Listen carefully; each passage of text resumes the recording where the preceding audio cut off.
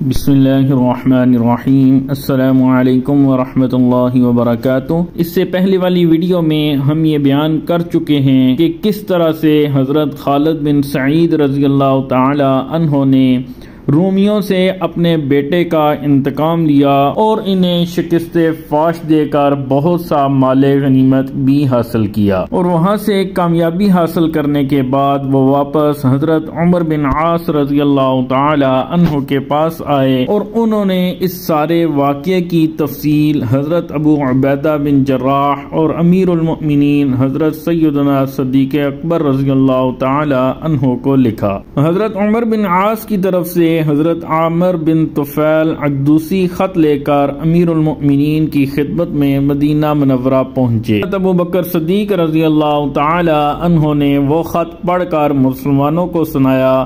خط سن کر اہل مدینہ بہت خوش ہوئے اور صدائے تحلیل و تکبیر سے فضا کو مترنم کر دیا۔ ہرقل بادشاہ نے بامقام اجنادین ایک عظیم لشکر جمع کیا ہے تاکہ وہ اسلامی لشکر سے ٹکر لے۔ حضرت ابو بکر صدیق رضی اللہ تعالی عنہ نے حضرت عامر عدوسی کی زبانی تمام کیفیت سماعت فرمائی تو انہوں نے سوچا کہ ابو عبیدہ نرم طبیعت اور بولے بالے مزاج کے ہیں، رومیوں کی فوج کثیر سے جنگ کرنے کی صلاحیت نہیں رکھتے۔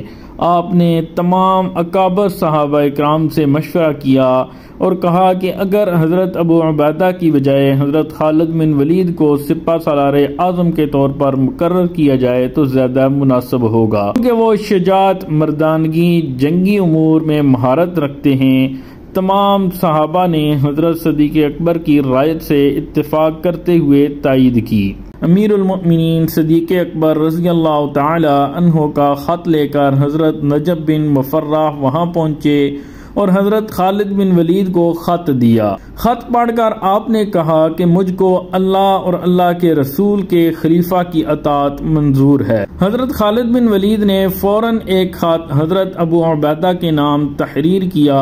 اس میں انہوں نے حضرت عبیدہ کو ان کی معزولی اور اپنی تقرری کی اطلاع لکھی، اور اس میں یہ بھی بتایا کہ جب تک میں تمہارے پاس نہ آؤں تم اپنی جگہ سے نہ ہٹنا، اور خود اسلامی لشکر کو لے کر ملک شام کی طرف کوچ کر گئے۔ عین التمر کے راستے سے سفر کرتے ہوئے ارض سما پہنچے۔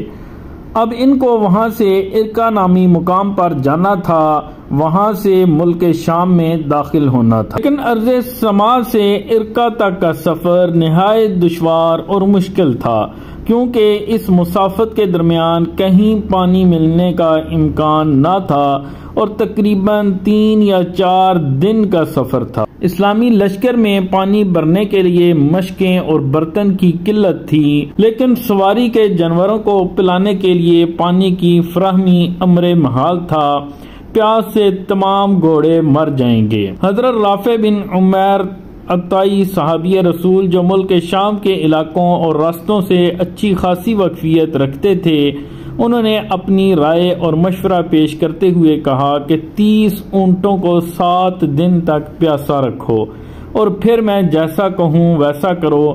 چنانچہ لشکر نے ارض سماوا میں 7 دن توقف کیا اور 30 اونٹوں کو 7 دن تک پیاسا رکھا۔ حضرت رافع بن عمیرہ نے 7 دن کے پیاسے اونٹوں کو خوب پانی پلا کر ان کے منہ باندھ دیے۔ سپاہیوں سے کہا کہ تمام برتن اور مشکیزیں پانی سے بھر لو۔ تمام مجاہدوں نے اسی طرح کیا اور لشکر وہاں سے کوچ کرتا ہوا آگے بڑھا۔ جب کسی منزل پر پڑاؤ کرتے تو وہاں حضرت رافع بن عمیرہ 10 اونٹ ذبح کر کے ان کے پیٹوں سے پانی نکال کر بڑی مشکوں میں بھر لیتے، اور جب وہ پانی ٹھنڈا ہو جاتا تو گھوڑوں کو پلا دیتے اور اونٹ کا گوشت لشکر کے مجاہدین کھاتے۔ اس طرح ہر منزل میں کرتے یہاں تک کہ 30 اونٹ ذبح ہو گئے، لیکن سفر طے نہ ہوا۔ اب لشکر کی حالت خراب ہوئی۔ آدمیوں کے پینے کے لیے برتنوں اور مشکوں میں پانی نہیں تھا، جانوروں کو پلانے کے لیے اب پانی والا کوئی اونٹ بھی نہیں تھا۔